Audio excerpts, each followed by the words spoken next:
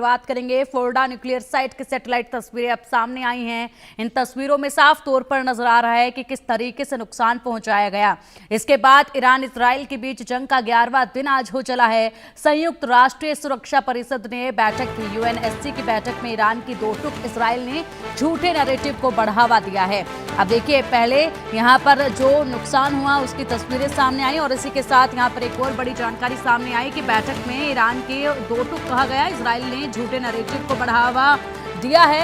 ये कहा है ईरान इजराइल के बीच जंग का आज 11वां दिन है और इसी के साथ बड़े नुकसान की तस्वीरें भी लगातार सामने आ रही हैं और साथ ही साथ ईरान इजराइल के बीच जंग का जो 11वां दिन है इसमें तनाव और अधिक चरम पर है। संयुक्त राष्ट्र सुरक्षा परिषद ने बैठक की है और बैठक में यूएनएससी की बैठक में ईरान की दो टुक सुनी गई, जिसमें ईरान की तरफ से भी और साथ ही ये बताया गया है कि इजराइल ने झूठे नैरेटिव को बढ़ावा दिया। इजराइल ने एक झूठा नैरेटिव गढ़ा और उसी के साथ यहाँ पर तमाम कंट्रीज ने उस पर विश्वास किया, जिसके बाद इस तरीके से अब अटैक जो है वो किए जा रहे हैं। लगातार आपको तस्वीरें दिखाएंगे, लेकिन साथ ही साथ महत्वपूर्ण जानकारियां भी देंगे और आज भी एक महत्वपूर्ण बैठक जो है वो होने वाली है। हाई लेवल मीटिंग होने वाली है जिसमें यहाँ पर समीक्षा जो है वो की जाएगी। यूएन पहले ही कह चुका है कि शांति बनाना बेहद जरूरी है और अमेरिका ने जिस तरीके से अटैक ईरान पर किया है उसको लेकर भी खासी नाराजगी जताई और इसी में कहा था कि ये बेहद गलत है। मिडल ईस्ट में आग को भड़काया जा रहा है, जो कि बिल्कुल भी नहीं होना चाहिए।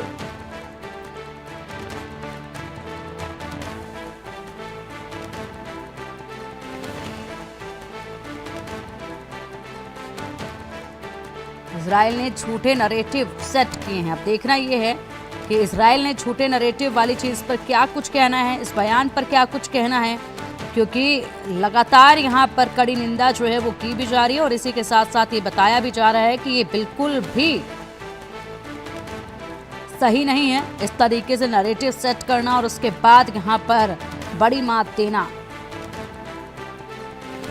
यूएन प्रमुख ने सदस्य देशों से आग्रह किया है कि ना तो शांति प्रयासों को छोड़ा जा सकता है और ना ही ऐसा करना होगा।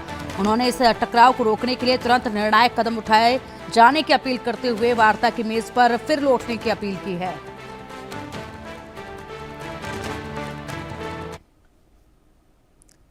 इजराइल के पीएम नेतन्याहू ने आपात बैठक की। इजरायली सुरक्षा प्रमुखों के साथ नेतन्याहू ने बैठक की। बैठक में इजरायली कैबिनेट के सभी सदस्य मौजूद रहे हैं। इजरायली सुरक्षा प्रमुखों के साथ नेतन्याहू ने बैठक की है। यानी कि बैठक जिस तरीके से अब हाई लेवल बैठकें लगातार की जा रही है तो कुछ बड़ी रणनीति जाहिर सी बात है इजराइल में बन रही होगी इस वक्त, क्योंकि देखा गया था कि यहाँ पर अमेरिका ने जब ईरान पर अटैक किया था तो उससे पहले नेतन्याहू अमेरिका पहुंचे थे और वहां पर भी हाई लेवल मीटिंग विदेश मंत्रियों के साथ हुई थी और इसके बाद अब जब वो वापस वहां से लौटे तो अमेरिका ने अटैक किया सीधा ईरान पर और उसके बाद अब एक बार फिर इजराइल में ये बैठक देखी जा रही है, जो कि इजराइल में नेतन्याहू अपने सैन्य प्रमुखों के साथ कर रहे हैं। इसी के साथ वो यहाँ पर समीक्षा भी करेंगे तमाम व्यवस्थाओं की और साथ ही साथ रणनीति भी जाहिर सी बात है आगे के लिए बना ही रहे होंगे। लगातार एक के बाद एक अटैक जो है वो बढ़ते जा रहे हैं, जिससे हालात और भी ज्यादा चिंताजनक लगातार होते जा रहे हैं, गंभीर बनते जा रहे हैं। इजराइल ने ईरान की मिसाइल फैक्ट्री पर भी हमला किया।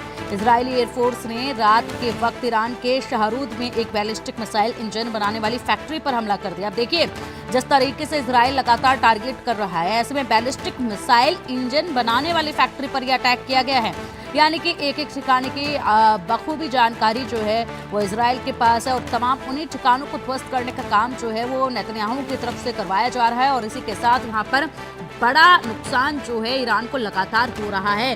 बैलिस्टिक मिसाइलें लगातार एक के बाद एक, कल के ही दिन जब अमेरिका ने अटैक किया उसके बाद ईरान ने इजराइल पर एक के बाद एक 27 बैलिस्टिक मिसाइलें सीधा दागी थी, जिसमें से कुछ कामयाब हुई, टारगेट को जाकर हिट हुई और कुछ जो है ध्वस्त कर दी गई। उसके बाद यहाँ पर लगातार ये बैलिस्टिक मिसाइल लॉन्चर्स पर अटैक जो है इजराइल की तरफ से किया गया और साथ ही अब खबर ये आ रही है कि रात के वक्त बैलिस्टिक मिसाइल इंजन बनाने वाली फैक्ट्री पर भी हमला किया गया है ताकि इन मिसाइलों का उपयोग जो है ईरान ना कर पाए। यह जगह इजराइल से करीब 2000 किलोमीटर की दूरी पर है जिस पर अटैक किया गया है। और चलिए अब अधिक जानकारी के लिए हमारी सहयोगी मेहंदी गर्ग का रुख करेंगे। मेहंदी, लगातार बड़े अपडेट सामने आ रहे हैं ईरान इजराइल के इस जंग के बीच से। इजराइल में सुरक्षा प्रमुखों के साथ नेतन्याहू ने बड़ी बैठक की है, हाई लेवल मीटिंग ये हुई है। क्या बड़े अपडेट्स है, क्योंकि लगातार अब बैठकों का सिलसिला तेजी से देखा जा रहा है। एक तरफ तो बमबारी तेजी से बढ़ रही है, दूसरी तरफ बैठकें भी। बिल्कुल पिंकी, देखिए ईरान और इजराइल के बीच जंग का 11वां दिन है और लगातार दोनों ही देशों के बीच में जो तनाव है वो बढ़ता जा रहा है। तो ऐसे में अब इजराइल के प्रधानमंत्री नेतन्याहू ने क्या आपात बैठक की है। उस बैठक में सभी सुरक्षा प्रमुखों के साथ नेतन्याहू की ये जो बड़ी मीटिंग है वो हुई है। और इस बैठक की अगर बात की जाए पिंकी, तो इस बैठक में इजरायली कैबिनेट के सभी सदस्य भी मौजूद थे। जिस तरीके से आपने भी कहा, जहाँ एक तरफ दोनों ही देशों के बीच में तनाव बढ़ रहा है, तो वहीं दूसरी तरफ बिल्कुल जो बैठकों का दौर है वो भी तुरंत प्रभाव से शुरू हो गया है, क्योंकि इसराइल जो है वो काफी ज्यादा अटैकिंग मोड में फिलहाल दिखाई दे रहा है। अमेरिका भी इसराइल के साथ खुलकर सामने आ रहा है और अमेरिका ने ईरान पर हमले भी किए, जिसके बाद ईरान में भयंकर तबाही का जो मंजर है वो देखा जा रहा है। तो ऐसे में अब इसराइल जो है वो लगातार बैठक कर रहा है, आगे की रणनीति बनाने की कोशिश कर रहा है। और नेतन्याहू बहुत ज्यादा फिलहाल एक्टिव भी नजर आ रहे हैं, क्योंकि अब हो सकता है कि जिस तरीके से ईरान पर जो बड़े धमाके किए गए हैं अमेरिका की तरफ से, तो अब ईरान भी जो है